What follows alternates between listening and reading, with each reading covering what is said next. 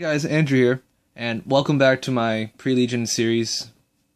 And today, I'll be doing Murakumo, another, underdog deck that actually has a lot of potential, even with all the limited resources that this game has given them. Yeah. Anyway, let's get right to it. I'll start with the grade zeros. So, your preferred grade zero starter is the grade 3 searcher, Kokenmaru. Because again, they don't have anything else for grade zeros. And it's always nice not to get grade locked. Anyway, so yeah, I'll go into triggers. Triggers, pretty standard.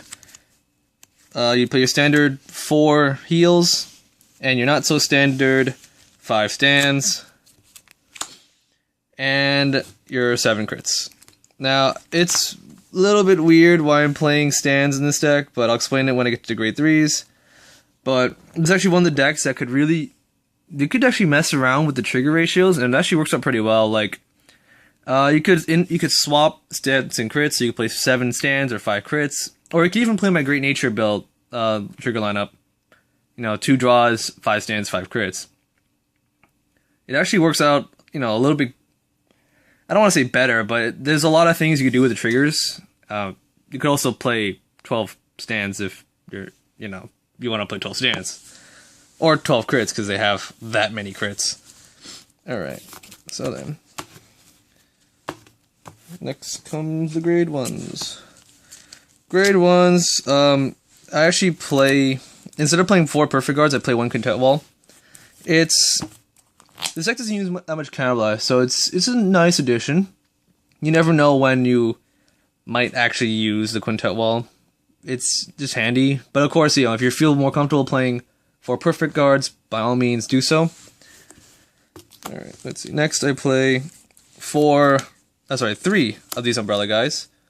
The umbrella guard is good because you can move around just by soul blasting 1. So like, let's say you mess up your columns, he can just swap, move into an empty position, and then move back or whatever. So he's actually nice to have, because they don't have other good grade 1s. And, 3 AKs are definitely your preferred turn 1 ride. And then, the thing I play 4 of is actually 4 of the unlockers, which I'll explain when I get to grade 3s later. Alright, grade 2s, I play 4 10k vanillas, just because, again, they have nothing.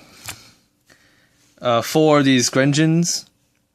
Grenjin's actually a really interesting card. It says when you hit, you can just counterblast 1, and then you could call out another copy of himself from the deck.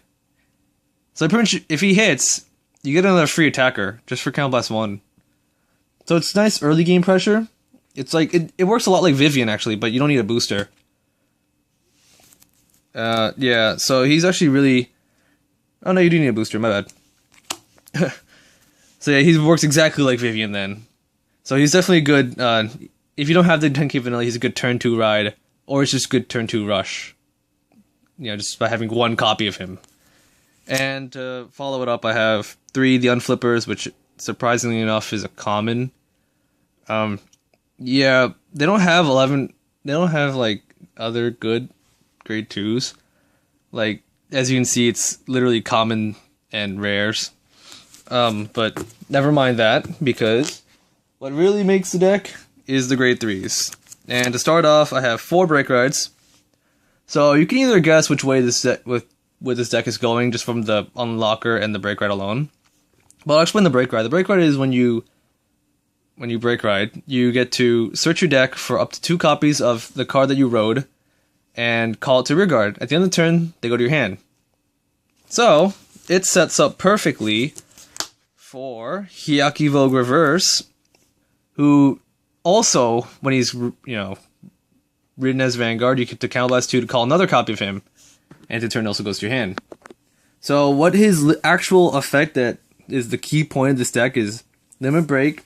When you're at Limit Break, you can lock 2 of your units to give all your Hyaki Vogue Reverses on the field plus 10k. And also, it's not once per turn. So, if you have the Unlocker, you can lock 2 with the effect, then summon the unlocker, unlock 1, then lock 2 again, and then your rear guard swing for 31, and if you're on the break right turn, your vanguard swings for 41. So that means if you get a stand and they're at 5, that's pretty bad. Or even worse, if they're at 4 and you get a crit, it's even worse, because then you have a 36k rear guard, and they definitely can't take that hit. So, yeah, this is a deck that's available for Murakumo right now. The other build is actually a Shiryuki build, which is very defensive, but at the same time, it doesn't really have a push turn. So I prefer to play this type of build, as there's actually a boom turn, then you have a really good effect following it up every turn after that. Alright, so when Legion comes out, I'll definitely be doing the Murakumo Legion video. And honestly, the Legion gives the deck what it needs.